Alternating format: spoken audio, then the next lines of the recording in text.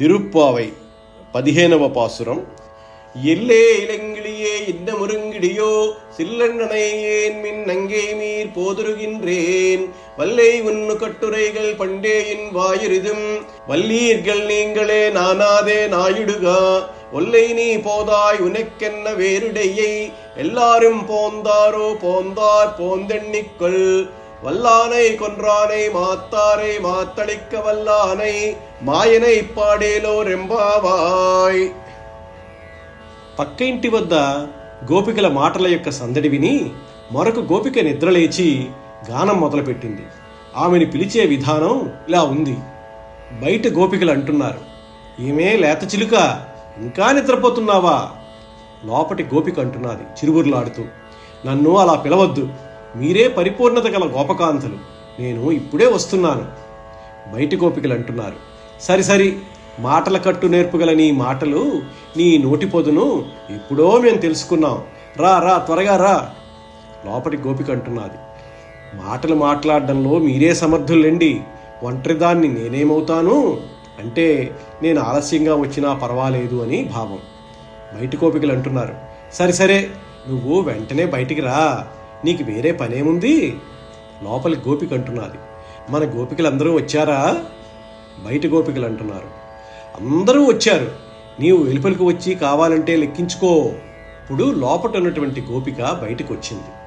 బలమైన కువలయాపీడమును చంపినవాడు, కంసాది శత్రువుల పగను మడచినవాడు, అతి మానుషమైన చేష్టలు గల శ్రీకృష్ణ భగవానుని గుణగానం చేయడానికి బయలుదేరుదాం, ఇది మన విలక్షణమైన వ్రతం అని గోపికలందరూ బయలుదేరారు.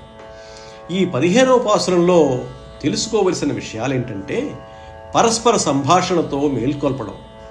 ఈ పాసురంలో గోపికలను మేల్కొల్పే విధానం సరదాగా మాటల ముచ్చటతో కొనసాగుతుంది. ఇది స్నేహపూర్వకమైన వాతావరణాన్ని, ఒకరిపై ఒకరికి ఉండే అభిమానాన్ని చెప్తుంది. మాటల నేర్పు.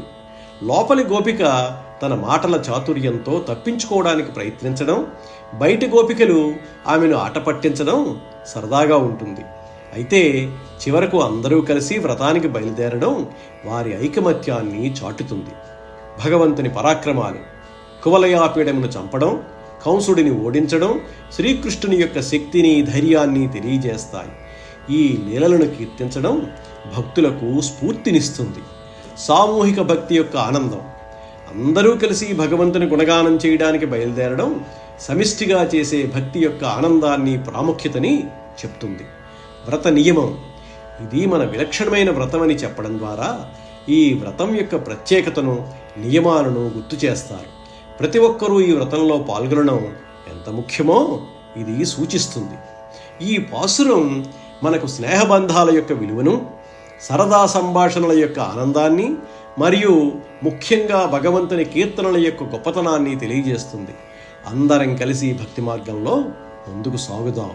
తిరుప్పావైలోని ఈ పాసురం కేవలం నిద్రలేపడం మాత్రమే కాదు, భగవత్ కీర్తనల పట్ల ఉండే ఉత్సాహాన్ని, గోపికల మధ్య ఉండే స్నేహబంధాన్ని సుందరంగా ఆవిష్కరిస్తుంది. మాటల చాతుర్యంతో ఒకరినొకరు ఆట పట్టిస్తూనే చివరికి శ్రీకృష్ణుని గుణగానం కోసం అందరూ కలిసి బయలుదేరడం ఈ పాసురం యొక్క ప్రత్యేకత. కువలయాపీడ వధ, కంస సంహారం వంటి కృష్ణలీలను స్మరించడం ద్వారా భగవంతుని పరాక్రమం, రక్షణాగుణం ఎంత గొప్పవో గోదాదేవి గుర్తు చేస్తుంది. ఆధ్యాత్మిక ప్రయాణం అనేది ఒంటరిగా చేసేది కాదని, అందరూ కలిసి పరస్పరం ప్రోత్సహించుకుంటూ సాగే ఒక మధురమైన పయనమని ఈ పాసురం సందేశమిస్తుంది.